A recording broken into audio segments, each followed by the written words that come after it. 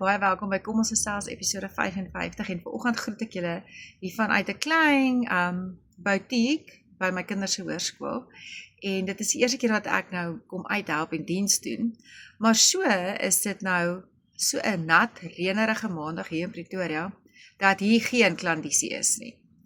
Nou snaaks genoeg, dit laat my nou natuurlik staan en dink, want ek het nou tyd om te dink, dat baie kere land mense in 'n situasie waaroor jy onseker is en dan antisipeer jy al die negatiewe goeders wat gaan gebeur, of dat dit moeilik gaan wees, al is dit dalk nie noodwendig negatief nie, maar jy het 'n sekere idee van 'n ding. En dan is dit A, dalk glad nie so erg nie, en B, gebeur amper 90% van die goeders wat jy gedink het gaan gebeur, gebeur dan nie, veral die negatiewe goeders.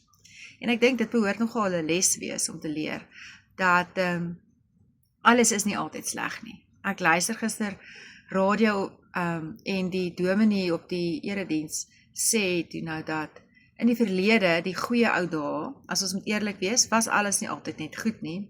Net soos vandag alles nie altyd net sleg is nie.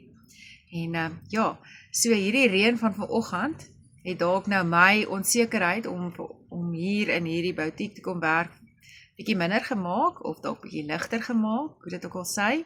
En as hier nou klante kom, dan is ek reg vir hulle, dan is dit goed so. Maar ek dink nogal mens moet partykeer net so daaroor dink, dat alles is nie eintlik so erg nie.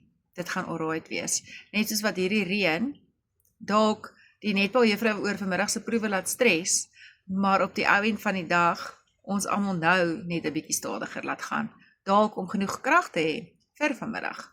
Nou goed, ek hoop dit is 'n lekker week vir julle, en ons praat gou weer.